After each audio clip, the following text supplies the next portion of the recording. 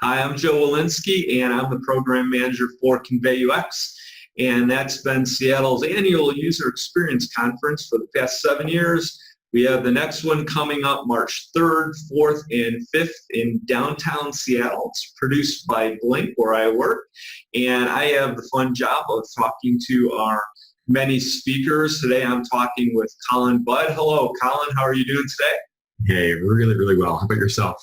Yeah, it's great to have you as part of the program. I'm speaking from Blink's downtown Seattle headquarters office. Where are you talking to us from?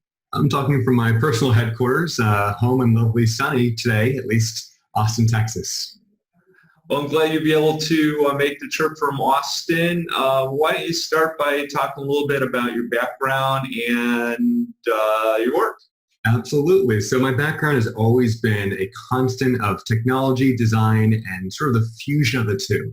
I had the good fun of studying both information science and fine art while at Cornell, and have used that since then to really cut a interesting career path working at IBM, going from very product design side to more sort of user experience strategy, and now a global design strategist with a team called the IBM Garage. Essentially, I get to help really cool clients around the world get started or get unstuck with things like quantum, blockchain, AI, you name it. And all the while using really interesting, very lean startup practices to get them further faster.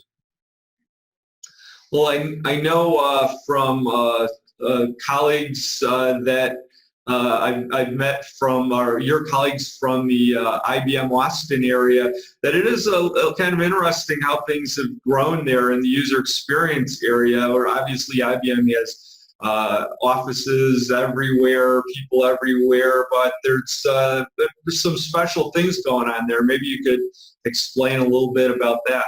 Yeah, I think one of the things I absolutely appreciate is that very much so IBM has made its sort of design epicenter in Austin. And because I made that decision about 5-6 years ago, it's brought with it a culture of sustainable design. And that's sort of bled from just IBM alone to the entire community, which already is vibrant with people who are great at culinary arts, at musical arts, at theater arts, and so forth. So bringing that dose of visual design and a background in everything else creative and bringing the two together has been something that just sort of sparks magic left and right. So being in a very creative space, whether it's life or work, I couldn't be more thankful. Austin has it going on. Yeah, it's exciting to see how that has developed. We're going to talk about your topic, but first, is there anything going on that you're particularly passionate about? Yeah, well, actually, I'm ramping up right now. South by Southwest is coming up too quickly, also in March. And one of the things I'm really excited about is for the third year in a row, I'll be doing press photography. And that is always the most draining and energizing experience because you're literally trying to get the right shot and all the while having some fun with it.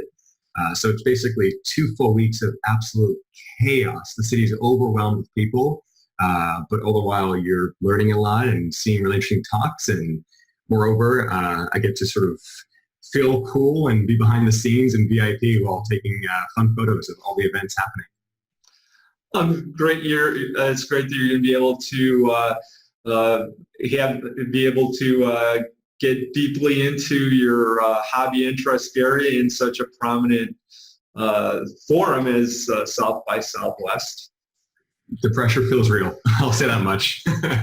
Well, let's talk about your session, and I think this is one that should be challenging for attendees, and that's always, I think that always makes it interesting. The topic title is The Fundamentals of Caring, Designing Around and For Putting Others Out of Work. So tell us a little bit about how you came around to that and what we're going to hear from you.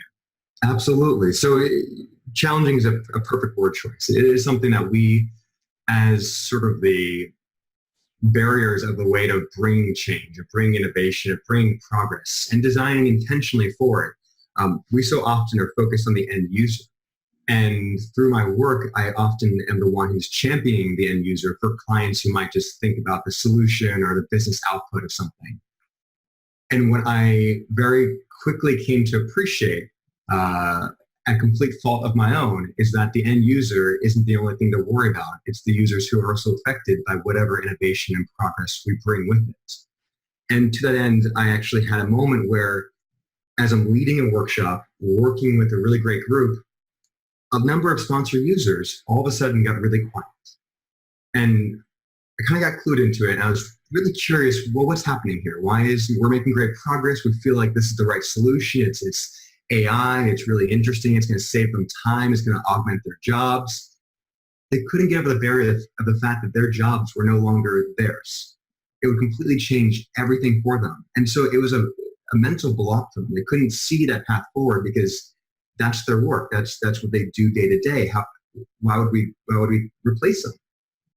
And so it was a very humbling moment for me, who was just so gung-ho about this innovation, to actually step back and appreciate, well, yeah, of course, these people who have 25 years in the workforce doing this great job are going to feel easily replaced if we do one small thing, one small project that augments, in my mind, but truly does what they do. So it's been about a year and a half of really working through, thinking through methodologies, ways of mental modalities, and coming to understanding how to better design for and around putting others out of work, which is a coy way of saying changing what they're doing, changing what their day-to-day is, taking those who maybe are data librarians, taking those who are doing something that might be automated, and making sure they feel empowered and have the agency to not lose their job, not be replaced, not be downsized, but given the authority to then do the actual work they're most passionate about, and make sure that has longevity to it. And it's not an easy thing. So it comes from a place of actually lessons learned and licking wounds. But I think I'm trying to make amends here. I appreciate you bringing this topic forward, and I think it fits right in with. I think what we have is progressively more and more the design field has an authentic consideration for the work that we do that goes beyond the specific business use case. Absolutely, agreed.